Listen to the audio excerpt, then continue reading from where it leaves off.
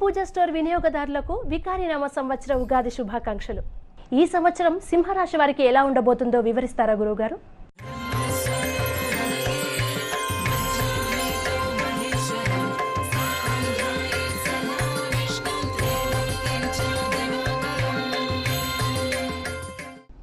సింహరాశి వారికి ఆదాయం 8, వ్యయం 14, రాజపూజ్యం 1, అవమానం 5. సింహరాశి వారికి ఈ సంవత్సరం మిశ్రమ ఫలితాలు గోచరిస్తున్నాయి. పంచమంలో శనికేతుల సంచారం, పంచమ షష్టమ స్థానంలో గురుగ్రహ సంచారం, ఏకాదశిలో రాహుగ్రహ సంచారం, గురు శుక్ర మౌఢ్యములు, కర్తరి గ్రహణాలు ప్రధానమైన ఫలితాలను నిర్దేశిస్తున్నాయి.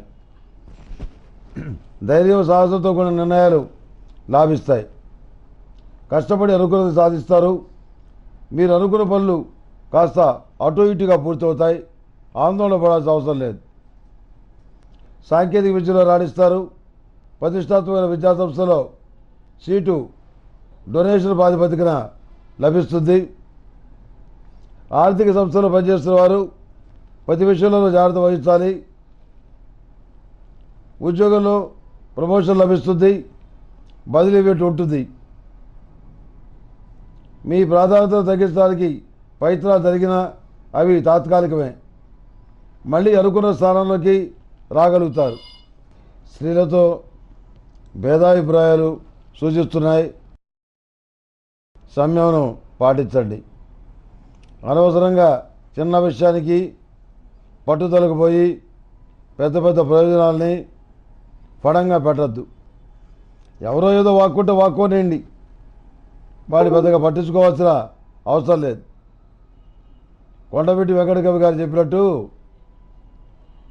మోరెత్తి సురకాలు ఏదో కూస్తే సింహానికి ఏమైనా అవుతుందా అని చెప్పి దానవే సురకరంలో అద్భుతమైన డైలాగ్ చెప్పారు మహానుభావులు. అందుకని అలాంటి వాళ్ళ మాటలు ఇన్స్పిరేషన్గా తీసుకొని ఎవడో ఏదో అన్నాడని చెప్పని దాని గురించి బాధపడి మీరు పంతాలు పట్టింపులు పెంచుకోవటం కరెక్ట్ కాదు. ఈ సంవత్సరం మీకు చాలా బాగుంది. అన్ని విధాలుగా అనుకూలమైనటువంటి గ్రహగతులు ఉన్నాయి. ముఖ్యంగా ఏకాదశి రాహు మీకు అనేక విధాలుగా మేలు చేస్తాడు. కాబట్టి పంతాలు పట్టింపులకి పోకూడగా ప్రతి విషయంలోనూ లౌకికంగా వెళ్ళండి. అనుకూల ఫలితాలు సంప్రాప్తిస్తాయి. మీ కుటుంబ బాధ్యతలు విస్మరిస్తారు. ఇదే మీకు శ్రీరామ రక్ష. మీ బంధువర్గంలో పదే పదే మీ నుంచి ఆర్థిక సాయం ఆశిస్తున్న వాళ్ళు విసిగిస్తడం మొదలు పెడతారు. ముదుగులకి డబ్బులు అనటం రెండో పని లేదు. వాళ్ళని వదిలించుకోవడం కష్టతరం అవుతుంది. ఆధ్యాత్మికవేత్తలతో సాహితీవేత్తలతో కళారంగాల్లో ఉన్నవారితోటి సాన్నిహిత్యం పెరుగుతుంది. ఒక గౌరవనీయమైన పదవికి మీ పేరు ఈ సంవత్సరం సిఫారసు చేయబడుతుంది. పరిశోధనా రంగంలోని వారికి అనుకూలంగా ఉంది. మేధావులతో సామర్థ్యం కలిగిన వారితో విభేదాలు ఏర్పరచుకోకండి. సమాజంలో పలుకుబడి కలిగిన కీలకమైన వ్యక్తులను మీ వైపు పంచుకోవడంలో విజయం సాధిస్తారు. మీ కీర్తి ప్రతిష్టలకు ఎటువంటి మచ్చ రాకుండా జాగ్రత్త వహిస్తారు. వ్యూహ ప్రతివ్యూహాల రచించడంలో ఎంతో జాగ్రత్త తీసుకుంటారు.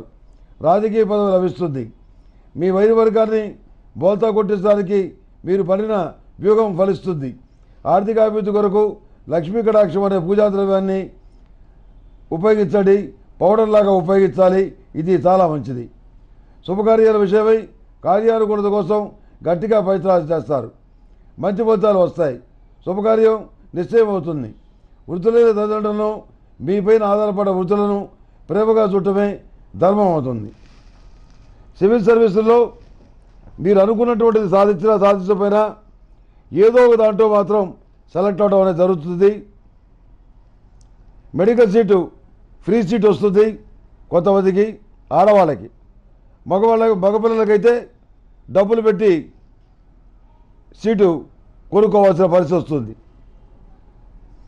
అదేవిధంగా ఐఐటీలో కూడా అద్భుతంగా రాణిస్తారు.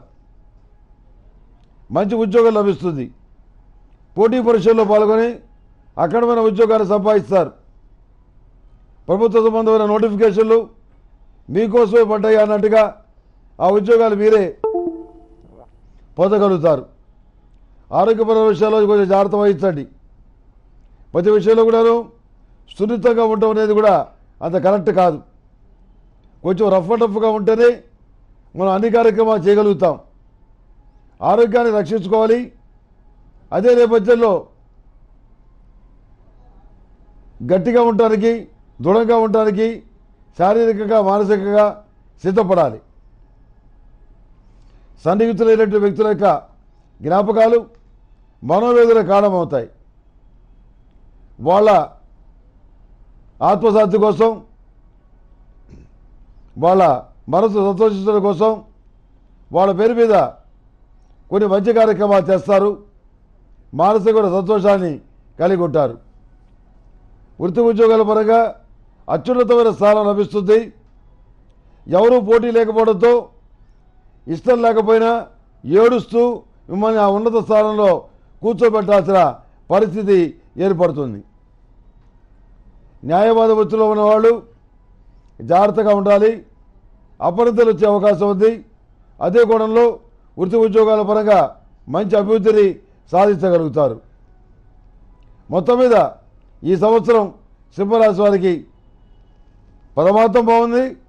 పరమార్థాన్ని మించి ద్వితీయార్థం అంతకంటే అద్భుతంగా ఉంది. ఏది ఏమైనా కీలకమైన శుభమైన ఫలితాలకి రాహువే కారకుడు అవుతున్నాడు.